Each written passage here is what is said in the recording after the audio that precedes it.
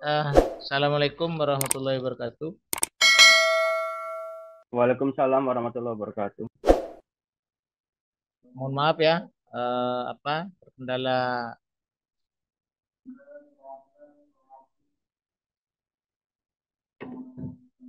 Zoom.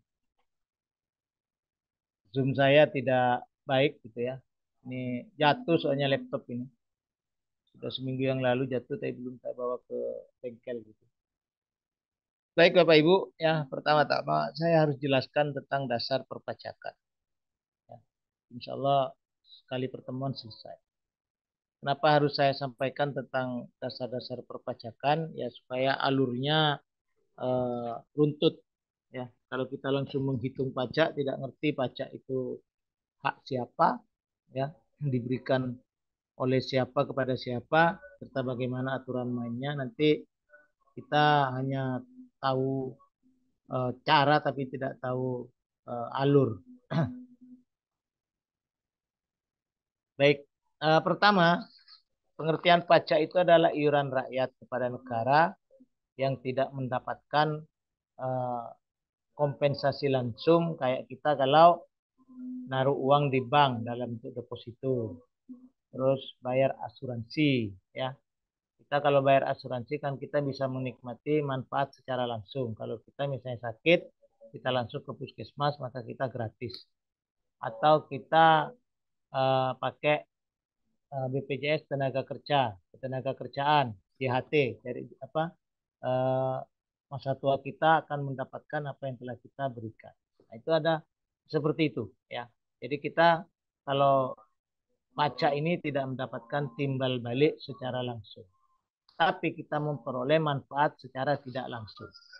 Ya, selama pemerintah menggunakan bayaran pajak rakyatnya dengan benar, maka kita akan menerima manfaat yang luar biasa lewat infrastruktur, lewat pelayanan publik, ya, terus lewat hal-hal yang terkait bagaimana keamanan, stabilitas sosial, keamanan, stabilitas sosial politik, begitu kan? Itu karena pajak itu kan dibayar oleh rakyat dalam bentuk banyak, ya, ada pajak bumi dan bangunan, ada pajak penghasilan, penghasilan tetap, penghasilan tidak tetap, ya, ada pajak eh, barang mewah, ya, ada pajak ekspor, pajak impor, cukai, ya, biaya masuk, macam-macam pajak yang dibayar rakyat kepada negara. Ya. Pengertian lain, ya, suatu peralihan sumber dari sektor swasta ke sektor pemerintah. Ya. Jadi eh, kita membayar ke pemerintah ya lewat distribusi pajak dengan aturan-aturan yang telah ditetapkan oleh pemerintah dan itu tidak memberatkan. Ya, hanya pengusaha-pengusaha saja yang merasa berat bayar pajak. Kenapa? Ya mereka kan tidak mau untungnya dibagi. Ya. Kalau dalam Islam kan 2,5% itu hak orang lain, harta kita. Tapi kalau pengusaha-pengusaha maunya ya bayarnya tidak perlu bayar. Ya mengeksplorasi sumber daya alam, mengeksplorasi sumber daya manusia, mengeksplorasi segala bentuk agregasi yang terjadi di bumi pertiwi kita. Kalau perlu dia nggak usah bayar pajak. Itu pengusaha. Ya. Makanya katanya Roma Irama, yang kaya makin kaya, ya. Yang miskin makin miskin. Ya, harapannya kita tidak seperti itu. Terus ada pengertian lain, ya. Jadi adalah, waduh, jadi kontribusi wajib kepada negara yang telah diatur dalam Undang-Undang Nomor 683 dan ada perubahan di dalam Undang-Undang Nomor 28 2007 perbaharuan. Itu tentang pajak.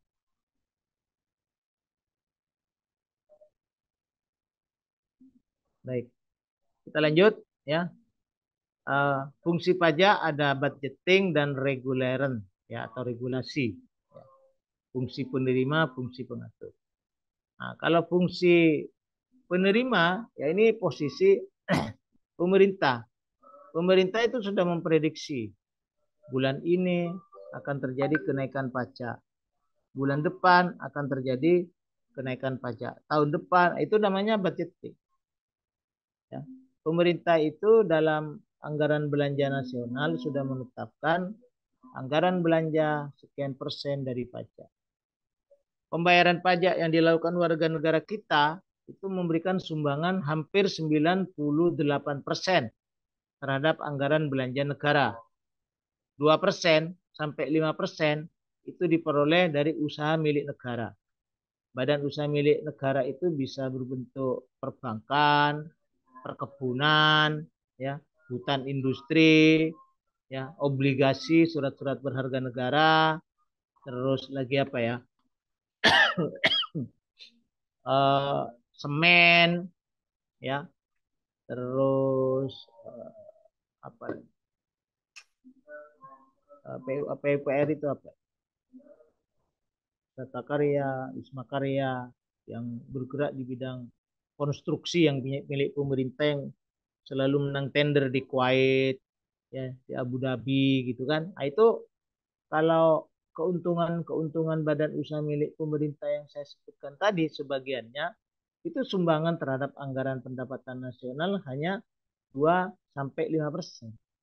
95% sampai 98% tetap pemerintah memperoleh anggaran dari kontribusi pajak yang dibayar oleh warga negara yang taat pajak. Itu namanya budgeting. Nah, sekarang pemerintah mulai mengatur, nanti di materi berikutnya akan ada pembagian pajak. Untuk pemerintah pusat berapa, untuk pemerintah tingkat 1 berapa, untuk pemerintah tingkat 2 berapa. Atas regulasi pajak yang terpungut dari objek pajak. Teori yang mendukung pemungutan pajak tadi sudah saya jelaskan, teori asuransi, teori kepentingan, teori daya pikul, ya. Ya, kalau pengusaha yang banyak mengeksplorasi, wajar dong kalau bayarnya lebih banyak dari kita yang tidak mengeksplorasi apa-apa. Ya. Terus teori kewajiban mutlak. Nah, teori kewajiban mutlak ya PBB, ya, pajak bumi dan bangunan mutlak itu. Ya, diatur dalam pemungutan pajak bumi dan bangunan bahwa tergantung besarnya rumah, lebarnya lahan, semakin besar rumah, semakin besar lahan, maka bayar pajaknya lebih tinggi. Termasuk teori asas daya beli. Ya, kita jual kena pajak, kita beli kena pajak. Coba kita ke restoran makan, ya, kena pajak 11% sekarang, dulu 10%. Makan itu, ya. Jadi contoh seperti itu. Banyak yang lain. Cuma ini kita kasih pengantar-pengantar. Unsur-unsur pajak, ya. Iuran dari rakyat kepada negara dengan aturan-aturan tertentu. Terus ada undang-undang yang mengatur, ya, tidak memperoleh jasa timbal atau kontraprestasi secara langsung, ya, untuk pembiayaan rumah tangga negara. Sudah saya jelaskan tadi, ya. Nah, asas pemungutan pajak adil dan merata, ya. Teorinya, konsep hukumnya begitu, ya. Adil dan merata, ya. Tapi ya masih bocor juga kan. Yang paling ingat adalah kasus Gayus Tambunan, ya. Bagaimana dia punya banyak kekayaan, termasuk yang kemarin kasus Dendi. Ternyata petugas pajak itu dengan jabatannya itu bisa bermain-main dengan uang negara. Yang kita tidak tahu, ya, seperti apa permainan mereka. Tapi ternyata kan ya banyak para pejabat pajak yang mungkin, ya, salah satu yang sering kali di lapangan saya temui adalah ini perusahaan A didenda pajak karena tidak taat pajak. 1 M misalnya. Tapi dengan pendekatan-pendekatan tertentu, ya, dengan membayar petugas pajak, maka dibuatlah bahwa perusahaan tersebut hanya cukup bayar 300 juta. Tapi dia membayar oknum tersebut 200 juta. Banyak yang seperti itu, ya. Nah, kalau di bahasanya Mahfud MD, ya, dari pelaku, ya, yang oknum-oknum ngemplang pajak, oknum-oknum petugas pajak, dari 100 orang yang melakukan hal seperti itu, yang terendus negara hanya 5 orang. Yang 95-nya ya berlindung di ketiak oknum pejabat yang lain, berlindung di ketiak parpol, berlindung di ketiak pejabat hukum, ya, berlindung macam-macam. Andai saja, maaf nih, ada kalian boleh cari di Google. Ya. Andai saja bangsa kita ini taat pajak 100%, tidak usah 100%, 90%. Sekarang ini 1 bulan kita taat pajak, bayar sesuai apa yang diatur oleh pemerintah. Hutang negara kita yang 707.000 triliun itu lunas dalam sekejap. Ya. Tapi masalahnya itu tadi. Ya. Pemerintah slogannya adil dan merata, tetapi ya tidak adil dan tidak merata. Itu yang pertama, namanya itu adalah asas equality. Yang kedua adalah asas certainty, ya, kepastian tata cara pemungutan. Sudah diatur, undang-undangnya ada, terus petugas pajaknya ada, ya, administrator pajaknya ada. Kalau bayarannya sudah diatur sedetail mungkin oleh Kementerian Keuangan, Dirjen Pajak. Sekian persen sudah diatur. Tapi kok masih ada aja yang katakanlah bobol. Ya itulah manusia. Ya, itulah manusia. Itu selalu ada cara. Ya, terus yang kedua, convenience, tidak memberatkan. Ya, memang tidak akan memberatkan, ya, selama pembayar pajak atau objek pajak membayar secara teratur. Tapi masalahnya kan kadang mereka tidak bayar tepat waktu sehingga kena denda. Akhirnya pada saat kena denda merasa berat. Ya, sudah ada lagi aturan tax amnesty, pengampunan pajak. Itu pun juga masih belum memberikan ruang bagi petugas, bagi objek pajak untuk merasa ringan. Ya, jadi mereka emang sulit. Negara ini sulit. Terus secara ekonomi, biaya pemungutan dan pemenuhan seminim mungkin. Mestinya kalau rakyat kita, saudara kita itu sadar, mestinya nggak perlu ada petugas pajak. Yang ada cuma administrasi pajak. Kita bayar langsung teradministrator. Tapi kalau tidak bayar disuratin, tidak bayar didatangi, tidak bayar disita, itu kan petugas-petugas pajak juga kan mahal bayarnya. Dan seluruh Indonesia itu juga cukup besar, cukup banyak. Ya, itu maksudnya. Jadi sebenarnya pemerintah juga untuk memungut pajak juga mengeluarkan banyak hal terkait bagaimana pajak ini bisa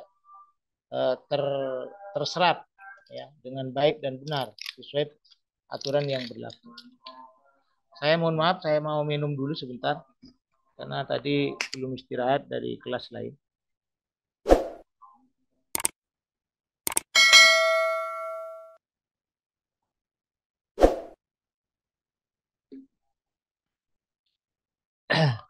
Alhamdulillah. Kedudukan hukum pajak, ya. Hukum pajak juga merupakan hukum perdata. Tapi bisa juga menjadi hukum pidana apabila dengan sengaja objek pajak itu ngemplang, ya, tidak mengindahkan, bahkan terkesan menantang, itu bisa pidana. Termasuk hukum publik yang mengatur hubungan antara individu rakyat dengan pemerintah, masyarakat dengan pemerintah. Itu hukum publik. Ya, jadi kalau kita bayar, maka sarana umum, ya, sarana pelayanan pemerintah, insya Allah akan lebih baik.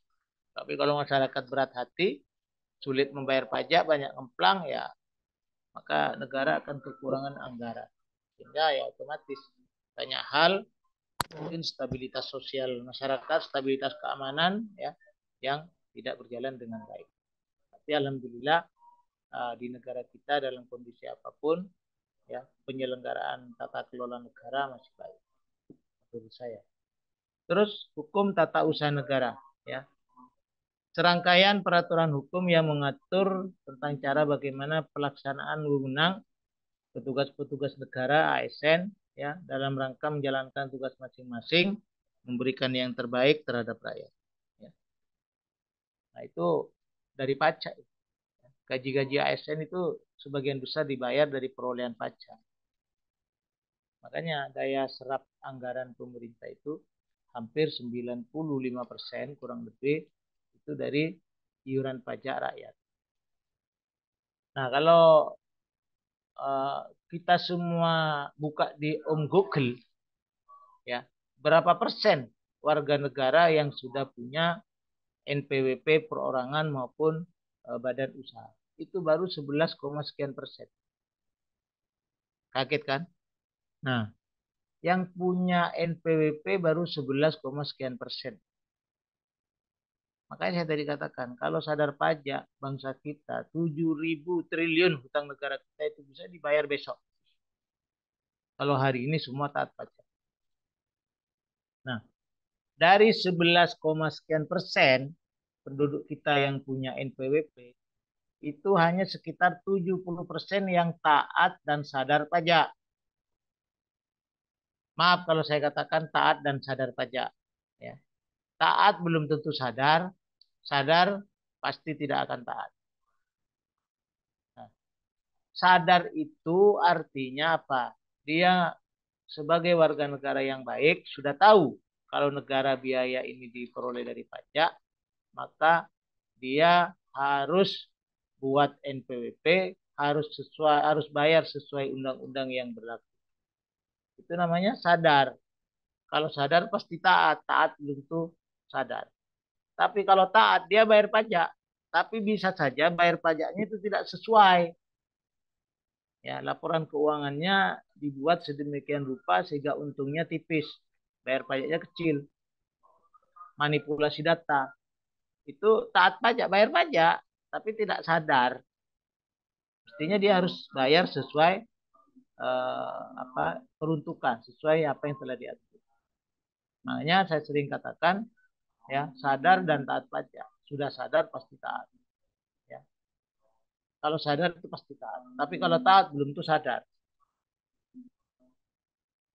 Hukum pajak dibagi dua, hukum pajak material, ya, dan hukum pajak formal. Material terkait ke uang, yang mulai dari objek pajak, subjek, tarif pajak, dan lain-lain. Kalau formal itu mencakup hukum yang mengatur, undang-undang yang mengatur.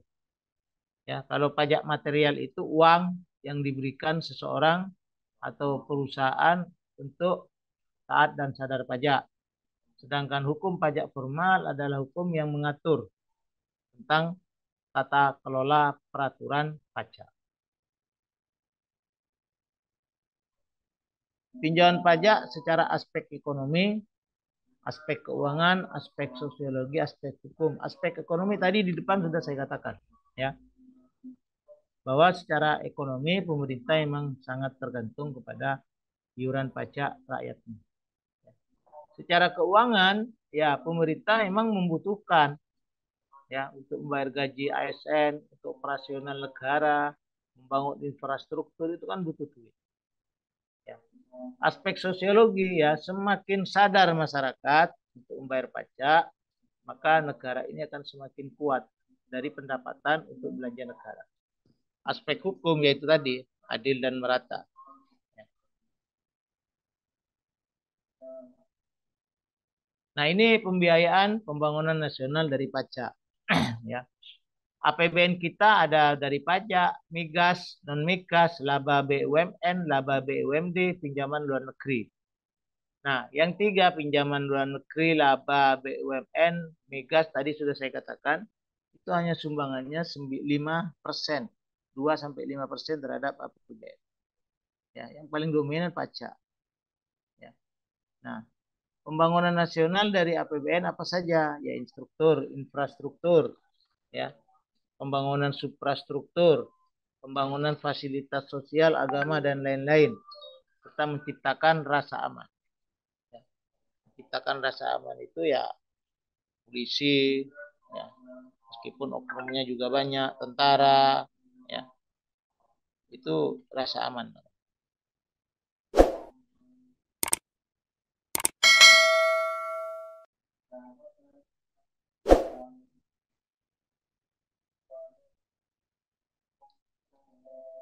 Ini tadi saya katakan di depan, ya, distribusi pajak. Pajak pusat, pajak yang ditangani Dirjen Pajak. Ya, ada pajak penghasilan, pajak pertambahan nilai, pajak penjualan atas barang mewah, pajak bumi dan bangunan, biaya materai yang sekarang sudah 10.000, sudah nggak ada lagi 6.000, ya. Biaya perolehan hak atas tanah dan bangunan, BPHTB. Nah, ini yang ditangani Bea Cukai, Dirjen Bea Cukai. Ini yang ditangani Dirjen Pajak, ini Bea Cukai, biaya masuk dan cukai. Ya. Ini pajak daerah yang ditangani provinsi. Pajak kendaraan bermotor, biaya balik nama kendaraan bermotor, pajak bahan bakar kendaraan bermotor, pajak air permukaan, pajak rokok. Itu ditangani dikelola oleh provinsi. Yang ditangani dikelola oleh daerah, ya, pajak hotel dan restoran, pajak hiburan, pajak reklame, pajak penerangan jalan, ya, pajak pengambilan dan pengolahan bahan galian golongan C, ya, kayak ngambil sertu gitu, ya, itu dikelola oleh kota kabupaten. Pajak pemanfaatan air bawah tanah dan air permukaan, pajak parkir, pajak sarang burung walet, ya. Nah, itu contohnya. Sampai di sini ada pertanyaan? Saya boleh dipotong kalau ada yang mau bertanya. Jadi tidak harus nunggu dibuka pertanyaan. Karena kan biasanya muncul pertanyaan yang menggelitik yang harus segera ditanyakan. Jadi kalau tidak bertanya, nanti lupa kan begitu. Dipotong aja nggak apa-apa. Tidak ada, kita lanjut.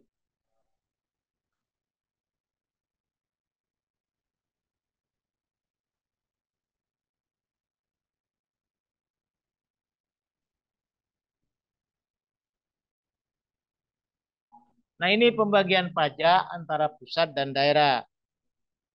Ya.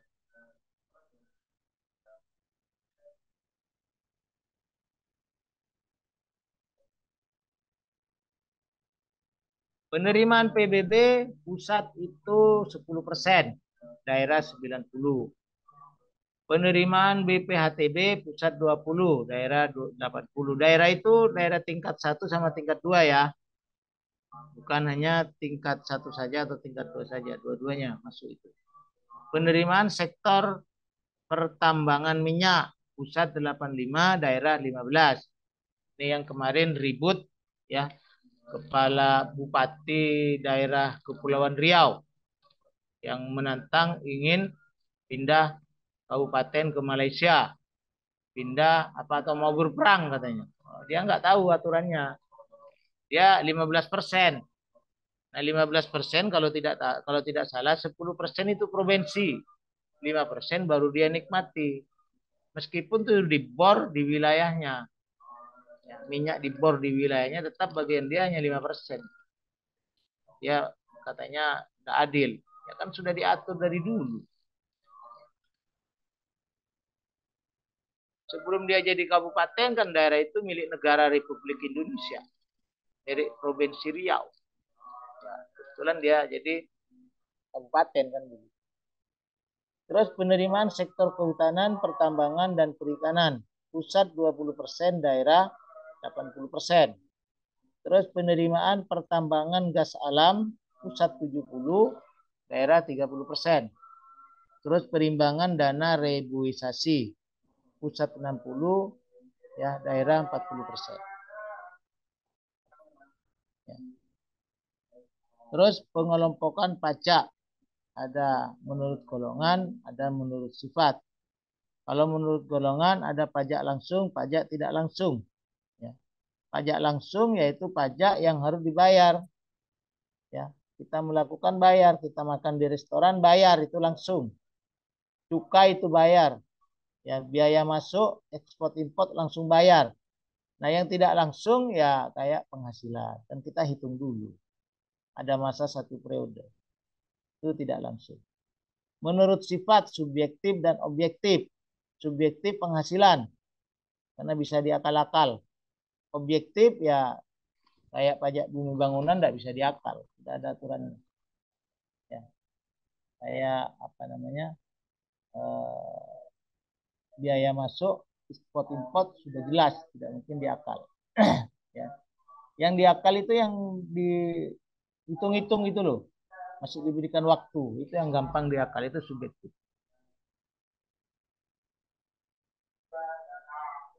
Terus tata cara pemungutan pajak, ya ada semacam stencil pajak, ya ada sistem pemungutan pajak. Stencil itu adalah secara real, ya ada secara fiktif, ada bisa real bisa fiktif. Real itu yang memang sudah diatur dan tidak perlu dihitung. Ya, fiktif itu yang masih diatur atau dua-duanya. Ya, kalau pemungutan pajak ada official assessment system. Artinya kita diberikan surat ya pemberitahuan pajak SPT namanya. Terus surat peringatan dan tagihan itu self assessment system. Sedangkan withholding system ya kita paksa orang untuk bayar pajak. Tarif pajak ada tarif sebanding atau proporsional. Ya. Ada tarif tetap PBB nggak bisa dirubah-rubah. Tarif progresif kendaraan bermotor. Kalau lebih dari 3 maka keempat sudah berlaku progresif. Ada tarif digresif. Nah, tarif digresif itu ya amnesti pajak itu digresif. Ya. Itu penjelasannya. Ya. Ini tarif digresif. Ya. Baca aja. Hambatan pemungutan pajak. Perlawanan pasif. Nah, ini di beberapa tempat tidak membayar pajak karena katanya banyak dikorupsi, banyak disalahgunakan. Itu perlawanan pasif. Tapi nanti kalau sudah terurai enggak. Kalau sudah terurai masalahnya bayar juga. Ada perlawanan aktif. Ya. Itu sengaja tidak membayar pajak, ngemplang, lalai. Banyak itu. Bukan sedikit itu. Hapusnya hutang pajak jadi bayar. Terus ada kompensasi, ya. Terus kadaluarsa orangnya sudah meninggal, tak bisa ditagih. Terus dibebaskan dengan amnesti, dihapus juga dengan amnesti. Oke, thank you. Kalau ada yang mau ditanyakan boleh. Waktunya masih kurang 15 menit.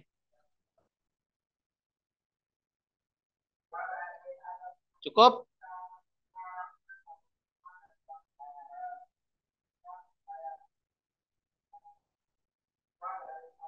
Halo, adik-adik cukup?